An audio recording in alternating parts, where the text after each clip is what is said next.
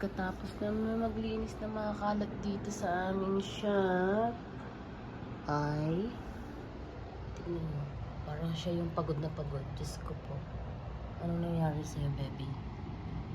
Parang siya yung naghakot, parang siya yung nag-ayos lahat ng mga, siya yung nagtanggal ng mga basura. Parang siya yung lahat ang gumagawa at siya yung pagod na pagod ang bata.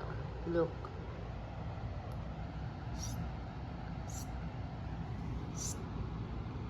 Ay. Kabog.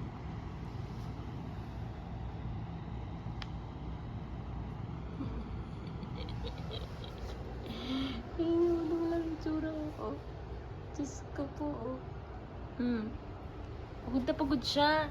Kabubuhat ng mga gamit na nililigpit namin. Tinumba lang naman niya yung higaan. Diba? Diba? Magaling na bata yan, oh. Pagod na pagod yan, ha.